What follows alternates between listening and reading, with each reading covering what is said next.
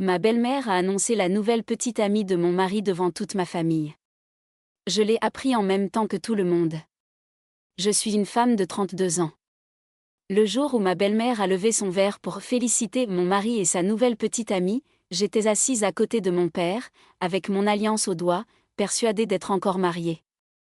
J'ai compris que ma propre vie de couple s'était terminée sans moi au moment où j'ai vu la photo de cette fille s'afficher sur la télé du salon, devant tous nos proches, comme si j'étais une simple invitée dans ma propre histoire. Ce repas n'était pas censé être un drame. Officiellement, c'était un déjeuner de famille pour l'anniversaire de mon mari, Lucas. Mes parents, mes frères, la famille de Lucas, quelques cousins. Rien d'extraordinaire, juste ce genre de rassemblement où je me sentais toujours un peu observée par ma belle-mère, Hélène, qui ne m'a jamais vraiment acceptée. Elle avait insisté pour recevoir chez elle. Elle disait que ce serait plus simple à organiser. En réalité, ça lui donnait le contrôle. Depuis le début de notre mariage, Hélène m'avait fait comprendre que je ne serais jamais assez bien pour son fils. Pas assez élégante, pas assez ambitieuse, pas assez du même milieu. Elle me piquait sur tout. Ma façon de m'habiller, mon travail, mes projets. Elle répète souvent que Lucas aurait pu viser plus haut. Elle l'a dit devant moi, devant mes parents, avec ce ton faussement léger qui cache une vraie pensée. Elle ne voulait pas qu'il soit avec moi. Elle attendait juste l'occasion de le récupérer. Avec le temps, elle avait planté des petites bombes partout. À chaque dispute entre Lucas et moi, elle s'invitait dans le conflit. Elle appelait son fils pour lui dire qu'il méritait mieux. Elle lui rappelait ses ex, ses options. Elle lui répétait qu'un divorce n'était plus si grave aujourd'hui. Elle minimisait l'engagement. Elle entretenait l'idée qu'il pouvait sortir de ce mariage facilement, comme on change de travail. Elle n'a jamais respecté nos limites. Avant ce déjeuner, je sentais déjà que Lucas s'éloignait. Il avait commencé à éviter le contact physique. Il se couchait plus tard. Il gardait son téléphone scotché à sa main. Il se mettait à sourire devant l'écran puis redevenait froid dès que j'approchais. À chaque fois que je lui faisais une remarque, il renversait la faute sur moi. Il disait que je surveillais trop, que je devenais parano, que je le fliquais. Hélène appuyait. Elle disait que je l'étouffais. Elle alimentait l'idée que le problème, c'était moi. Quelques semaines avant le repas, Lucas avait commencé à rentrer plus tard. Il parlait de « réunion de dernière minute ». Il prenait sa douche en arrivant et mettait directement son pyjama, comme pour effacer l'extérieur. J'avais senti l'odeur d'un parfum qui n'était pas le mien. J'avais remarqué une marque de gloss sur un verre dans la voiture.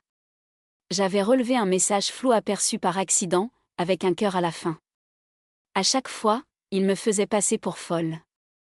Hélène disait à tout le monde que je devenais instable, que je faisais une fixette. Le déjeuner a commencé comme d'habitude. Hélène tournait autour de Lucas.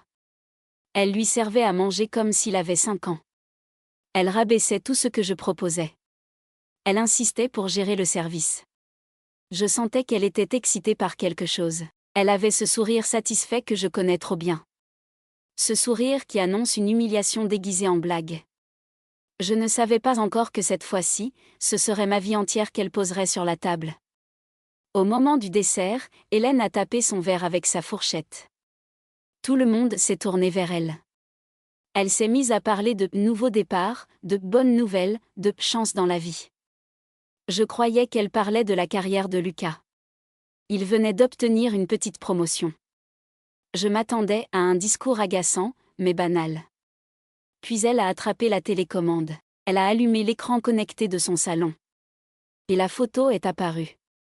Sur l'écran, on voyait Lucas, main dans la main avec une fille que je n'avais jamais vue.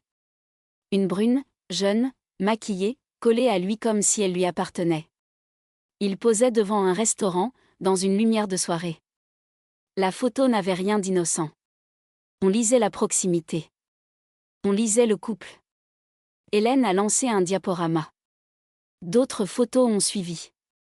Lucas et elle à une terrasse. Lucas et elle au parc. Lucas et elle dans une voiture.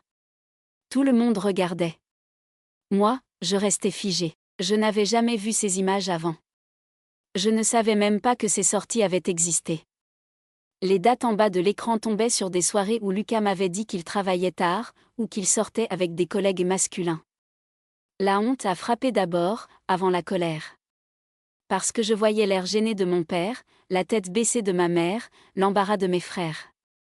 Ils découvraient la double vie de mon mari en même temps que moi. Ma belle-mère l'avait voulu comme ça. Hélène a parlé de « nouvelle petite amie » en désignant la fille de la photo. Elle a utilisé ces mots avec un calme froid, comme si ce n'était rien de grave, comme si j'étais déjà un chapitre fermé. Elle a ajouté que la vie continuait, que son fils avait le droit d'être heureux, qu'il avait trop souffert dans son mariage. Elle me piétinait en direct, en transformant Lucas en victime, moi en bourreau, et cette fille en prix de consolation. Lucas, lui, ne disait rien. Il restait assis, crispé, les yeux sur la table. Il n'a même pas essayé de me regarder pour vérifier ma réaction. Il savait très bien qu'il venait de me tuer socialement devant ma propre famille. Il a laissé sa mère s'occuper de l'exécution. Il lui a laissé la sale mission. Il se cachait derrière son silence, comme un lâche qui laisse un autre appuyer sur la gâchette pour lui. Ma mère a porté la main à sa bouche. Mon père a serré les dents. Mes frères n'osaient plus bouger. La famille de Lucas, elle, suivait le script. Certains souriaient à la nouvelle fille. D'autres lançaient des regards compatissants de façade vers moi. Personne n'a osé dire que ce qu'Hélène faisait là était violent. Personne n'a coupé la télé. Personne n'a mis fin au diaporama. Ils ont tous laissé défiler les preuves de la trahison sur grand écran pendant que j'essayais de respirer. Dans ma tête, les souvenirs se sont enchaînés. Le soir où Lucas avait annulé notre dîner en couple parce qu'il devait absolument rester au bureau. La nuit où son téléphone avait sonné à 2 heures et qu'il avait posé le mobile face cachée. Le week-end où il avait refusé de venir voir mes parents parce qu'il était vidé. Chaque scène se superposait aux photos. Je revoyais leurs dates. Tout collait. Il ne s'agissait pas d'un coup d'un soir. C'était une relation construite dans mon dos, avec une mise en scène. Hélène en profitait pour réécrire l'histoire. Elle parlait de moi compliqué pour Lucas. Elle disait qu'il ne se sentait plus aimé, plus soutenu. Elle laissait entendre que je l'avais négligé. Elle se servait de quelques disputes réelles pour justifier sa double vie. Elle racontait mon côté fatigant, mes remarques, mes angoisses. Elle sortait tout ce que j'avais pu dire en privé comme si c'était des preuves. Elle ne mentionnait jamais ses propres attaques, ni ces petites phrases qui pourrissaient notre couple depuis des années. À un moment, j'ai vu mes parents se tourner vers moi, comme pour vérifier si je tenais encore debout. Je me sentais vide. Je regardais l'écran sans réussir à pleurer. Je me répétais une seule phrase dans ma tête. J'étais encore mariée 5 minutes plus tôt. Maintenant, j'étais juste l'ancienne devant un PowerPoint de ma propre humiliation. Hélène avait réussi son coup. Elle avait transformé une trahison intime en spectacle familial. Quand le diaporama s'est arrêté, le silence a duré quelques secondes. Puis Hélène a enchaîné comme si de rien n'était. Elle a commencé à parler de transition, de séparation en cours. C'est là que j'ai compris que Lucas avait déjà pris rendez-vous chez un avocat. Qu'il avait déjà commencé les démarches sans m'en parler. Qu'il avait déjà expliqué à sa mère qu'il voulait divorcer. J'étais la seule à ne pas être au courant officiellement. Je n'avais reçu aucun papier. Aucun mail. J'étais la dernière informée de la disparition de mon propre mariage. J'ai quitté la table sans réfléchir. Je suis allée dans les toilettes, j'ai fermé la porte, j'ai posé mes mains sur le lavabo. Je tremblais. Je voyais encore le sourire d'Hélène dans le miroir. Je me rappelais toutes les fois où elle avait prévenu qu'elle ne me garderait pas longtemps dans la famille, qu'elle ne s'accrocherait pas à moi si ça tournait mal. Elle avait préparé le terrain pendant des années. Elle tenait enfin sa scène finale. Je ne suis pas restée enfermée longtemps. Je savais que, si je m'effondrais là, il dirait ensuite que j'avais mal réagi, que j'étais fragile, que Lucas n'avait pas eu le choix. Je me suis essuyé le visage. Je suis revenue m'asseoir. L'ambiance était faussement calme. Hélène servait le dessert comme si de rien n'était. Lucas continuait à regarder son assiette. Mon père avait perdu tout appétit. Ma mère avait les yeux rouges. Et au milieu de tout ça, on parlait déjà de la nouvelle vie de Lucas comme si la mienne était une ancienne série annulée. Après le repas, dans le couloir, Hélène est venue me parler, mais ce n'était pas une discussion. C'était un monologue déguisé. Elle m'a expliqué que Lucas avait besoin d'autre chose. Elle a dit qu'il valait mieux que je la prenne comme ça, devant tout le monde, pour éviter les rumeurs. Elle a ajouté que ce n'était pas contre moi, mais que la vie est comme ça. Elle disait ça avec ce ton neutre qu'elle utilise quand elle écrase quelqu'un. Elle n'a pas prononcé une seule fois le mot trahison. Pour elle, il n'y avait que des choix. Mes parents, eux, n'avaient pas de plan. Ils se sentaient pris au piège dans la maison de ma belle-mère. Mon père a tenu à me raccompagner chez moi. Dans la voiture, il ne trouvait pas les mots. Il n'y avait rien à dire. Le fait brut suffisait. Mon mari avait une nouvelle petite amie. Ma belle-mère l'avait annoncé comme une promotion.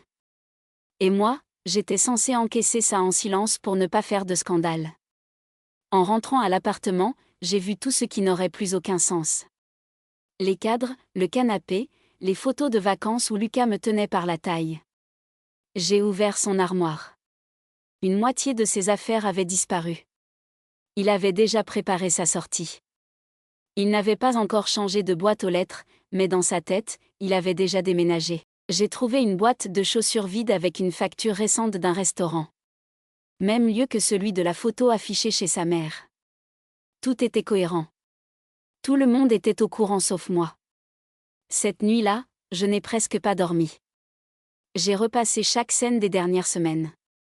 Je me suis demandé à quel moment exact Hélène avait su pour cette fille. Est-ce qu'elle l'avait présentée elle-même à Lucas? Est-ce qu'elle avait encouragé leur relation? Est-ce qu'elle avait, dès le début, poussé son fils dans ses bras? Je ne peux pas le prouver, mais je le sens. Elle l'avait préparé à l'idée que, si quelque chose se passait avec une autre, elle serait là pour le couvrir. Le lendemain matin, j'ai reçu un message de Lucas. Pas un appel. Juste un message. Il disait que la situation était tendue et qu'il comprenait ma réaction. Il ajoutait que nous devrions parler calmement et qu'il voulait éviter que cela dégénère. Aucun mot d'excuse pour la scène de la veille. Aucun regret pour le fait que je l'avais appris en même temps que les cousins. Juste une tentative de contrôle, comme s'il voulait gérer cette séparation comme un dossier. Quelques heures plus tard, c'est ma propre mère qui m'a appelée. Elle était en larmes. Elle disait qu'elle ne comprenait pas comment Hélène avait pu organiser ça comme un spectacle. Elle était choquée pour moi, mais en même temps, je sentais qu'elle avait peur des tensions familiales à venir. Elle me parlait déjà de garder la tête froide. Elle craignait que la situation tourne en guerre ouverte. Je voyais déjà se préparer une nouvelle pression. Celle où on me demanderait d'être digne face à des gens qui n'avaient eu aucune dignité avec moi. Le soir, Hélène a écrit dans le groupe familial où figurent mes parents. Elle a posté une des photos de Lucas et de sa nouvelle petite amie avec un commentaire hypocrite sur les nouveaux départs. Elle remerciait les présents pour le soutien. Elle glissait une phrase sur le fait que certains moments sont douloureux mais nécessaires. Elle me supprimait symboliquement du couple devant tous, tout en restant polie. C'était ça, son talent. Écrasé en douceur. À partir de ce moment-là, je n'étais plus seulement une femme trompée. J'étais aussi celle qu'on observait pour voir si elle allait faire un scandale. Tout le monde surveillait mes réactions. Les uns par voyeurisme. Les autres par lâcheté. Hélène avait lancé le spectacle. Elle attendait probablement que je m'énerve pour pouvoir me décrire ensuite comme une hystérique. J'ai compris que ma seule arme serait de ne rien lui donner à utiliser contre moi, mais ça ne voulait pas dire que j'allais me taire sur l'essentiel. Les jours qui ont suivi ont été une suite de coups supplémentaires, donnés par les mêmes personnes qui prétendaient vouloir apaiser. Lucas est venu chercher le reste de ses affaires sans prévenir. Il a choisi un moment où il savait que je n'étais pas là, en accord avec Hélène qui lui ouvrait la porte avec le double de clés qu'elle avait gardé. Je l'ai découvert en rentrant. Le placard vidé. Le tiroir de la salle de bain presque nu. Même certaines choses achetées à deux avaient disparu. Il avait pris ce qu'il voulait en douce, comme un voleur couvert par sa mère. Quand je lui ai écrit pour lui demander au moins de me prévenir la prochaine fois, il a répondu que la situation était trop lourde pour se voir pour l'instant. Il prétendait qu'il voulait éviter le conflit.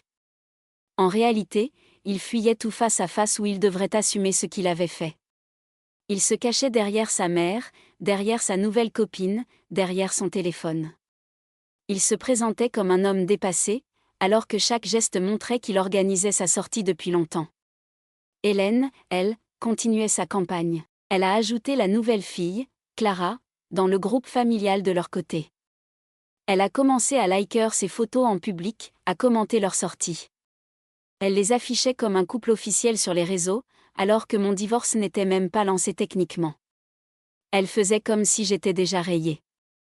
Elle utilisait chaque post pour renforcer l'idée que Lucas avait retrouvé le sourire. Elle transformait ma souffrance en arrière-plan. Ma propre famille a commencé à se diviser. Mes frères étaient furieux.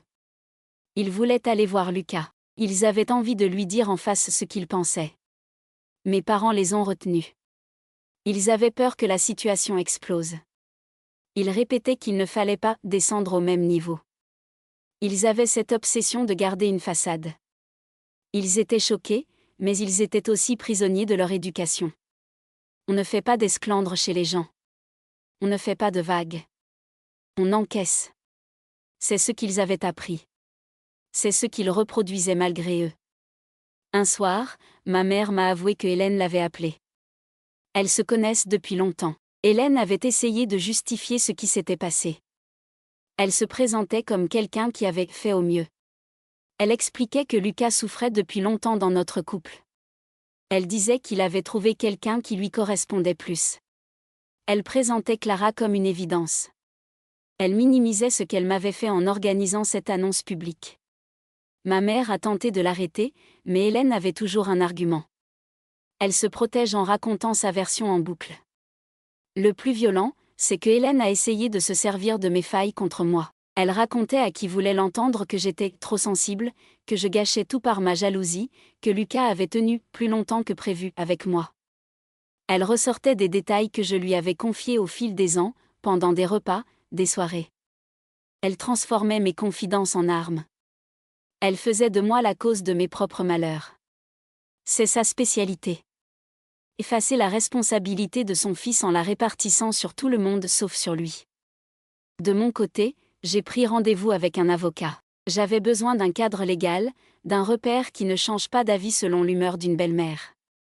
Je lui ai expliqué chronologiquement le comportement de Lucas, les mensonges, les sorties, les photos, la scène du déjeuner, l'annonce publique, les affaires prises en douce. Il m'a écouté sans m'interrompre. Il m'a parlé de fautes, d'humiliation, de préjudice. Il m'a expliqué que cette mise en scène devant témoin pourrait peser dans le dossier. Ce n'était pas rien. Ce n'était pas juste une histoire de couple. Pendant ce temps, Hélène continuait de pousser à la normalisation. Elle a organisé une autre réunion de famille, sans moi, cette fois pour présenter officiellement Clara. Des cousins m'ont envoyé des captures. On voyait Lucas et Clara assis à la place où je m'asseyais d'habitude, dans la salle à manger d'Hélène. On voyait ma belle-mère servir le dessert avec le même sourire.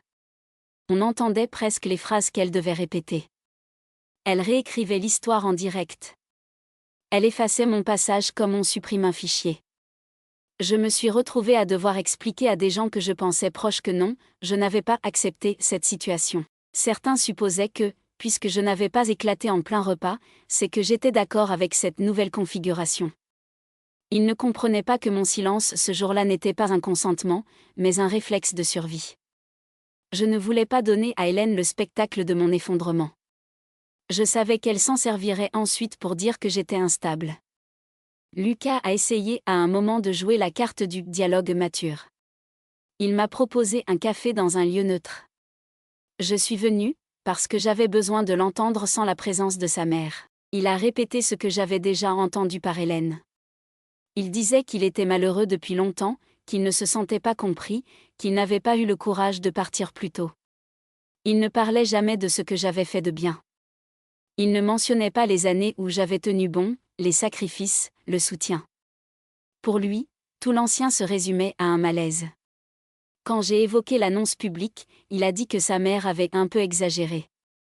Il parlait de ça comme d'une maladresse. Il faisait semblant de ne pas comprendre la violence du geste. Il affirmait qu'il n'avait pas demandé cette mise en scène. Peut-être. Mais il ne l'avait pas empêché. Il ne m'avait pas prévenu. Il ne s'était pas levé de table quand elle avait lancé le diaporama. Il n'avait pas pris ma défense. Il n'avait pas demandé à ce qu'on coupe la télé. Pour moi, c'était clair. Même s'il n'avait pas écrit le scénario, il avait accepté le rôle. Il m'a demandé de ne pas trop envenimer les choses. Il avait peur de l'image que ça donnerait si je parlais de cette scène à d'autres, si je racontais le détail. Il craignait pour sa réputation professionnelle, pour celle de sa mère. Il me demandait presque de protéger ceux qui m'avaient exposé. Il voulait que le divorce se fasse dans le calme. Il me parlait de partage des biens, de pensions éventuelles, de formalités. Il réduisait ma blessure à un dossier administratif. De mon côté, j'ai posé une seule limite claire. Plus d'intermédiaires. Plus de Hélène dans nos échanges. Plus de messages groupés. Plus de décisions prises dans son salon. Je voulais que tout passe par écrit, par les avocats. Il n'a pas applaudi, mais il a compris qu'il n'avait pas le choix. Il avait déjà pris ce qu'il voulait. Je ne lui laissais pas aussi la possibilité de piloter ma reconstruction. La suite a été sale, mais prévisible. Hélène a tenté d'intervenir dans la procédure. Elle a conseillé son fils sur chaque point.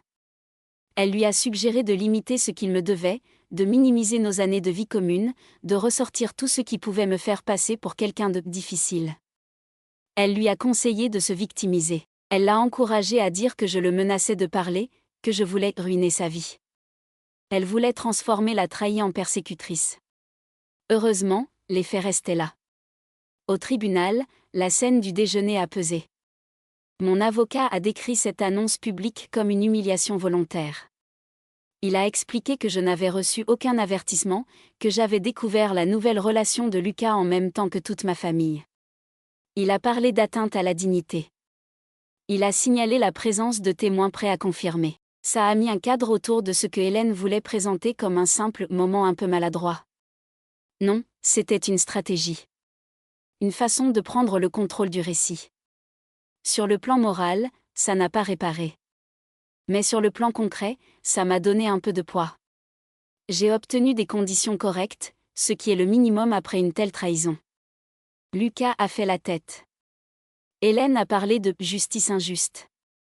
Elle a continué de se présenter comme celle qui protège son fils contre mes excès. Elle ne changera jamais. Elle préfère croire que tout est la faute des autres plutôt que de regarder en face ses propres techniques de destruction. Après le divorce, elle a redoublé de présence sur les réseaux. Elle postait des photos de Lucas et Clara, toujours dans le même salon, aux mêmes dates symboliques. Noël. Pâques. Anniversaire. Elle mettait des légendes sur le bonheur retrouvé. Elle insistait sur le fait que la vie offre toujours une deuxième chance. Elle voulait que tout le monde voie que, dans son histoire, le héros s'en sort. Moi, je n'existais plus, sauf parfois dans une phrase sur le passé compliqué. Ma famille a dû apprendre à se positionner. Mes parents ont pris mes distances au sérieux. Ils ont réduit leur contact avec Hélène. Ils refusent ses invitations depuis un moment. Elle le vit comme une trahison. Elle leur reproche de choisir un camp. Elle oublie qu'elle a planté la première bombe. Mes frères ont coupé complètement. Ils ne supportent pas de voir Lucas et Clara. Pour eux, ce n'est pas un couple. C'est une construction sur un cadavre. Moi, je reconstruis lentement. Pas avec des grands gestes. Juste en reprenant possession de ma vie une pièce après l'autre. J'ai changé de logement. Je me suis débarrassée de tout ce qui me rappelait la mise en scène de ce mariage. J'ai fermé tous les canaux où Hélène pouvait encore m'atteindre. Je n'ai plus ses réseaux. Je n'ai plus son numéro. Je ne reçois plus ses phrases pseudo-polies. Elle n'a plus d'accès direct à moi. Elle ne peut plus me prendre comme sujet de conversation, sauf en inventant. Parfois, des nouvelles m'arrivent quand même. On m'apprend qu'elle continue de raconter sa version. Elle dit que j'ai mal pris la situation. Elle prétend qu'elle a essayé de faire les choses proprement. Elle se place en organisatrice qui a voulu éviter les ragots. Elle ose affirmer qu'annoncer la nouvelle petite amie de son fils devant toute ma famille en même temps était une façon de limiter les dégâts. Elle ne comprend même pas que c'est justement ce geste qui a tout détruit. Je repense souvent à ce moment précis où la première photo s'est affichée sur l'écran. C'est comme un arrêt sur image gravé en moi. Ma belle-mère debout, fière. Mon mari assis, muet. Ma famille figée. Moi, au milieu, en train d'apprendre que je ne suis plus la femme de cet homme. Aujourd'hui, je sais que ce jour-là, j'ai perdu 3 choses. Un mari, une belle famille, et l'illusion que certains adultes savent respecter les limites. En réalité, certains ne vivent que pour les franchir, puis se poser en victime. Je ne sais pas encore si je referai confiance à quelqu'un au point de me remarier. Je sais en tout cas que je ne laisserai plus jamais une belle-mère s'installer au centre de ma vie. Plus jamais une autre femme ne décidera du moment où mon histoire sentimentale s'arrête. Plus jamais une annonce publique ne viendra remplacer une vraie conversation. La prochaine fois que quelqu'un voudra être avec moi, il devra comprendre que ma dignité n'est pas négociable, même si ça dérange sa mère. Ma belle-mère a annoncé la nouvelle petite amie de mon mari devant toute ma famille. Je l'ai appris en même temps que tout le monde. Aux yeux de certains, je devrais tourner la page. En réalité, je l'ai déjà tournée. Je ne suis plus la femme humiliée dans ce salon. Je suis celle qui a choisi de sortir de cette scène. Ce qui reste là-bas, chez Hélène, c'est juste un théâtre où ils jouent tous à être heureux, en espérant que personne ne regarde ce que ça leur a coûté d'en arriver là. Pour des histoires encore plus captivantes, essayez Audible gratuitement pendant 1 mois. Lien en description.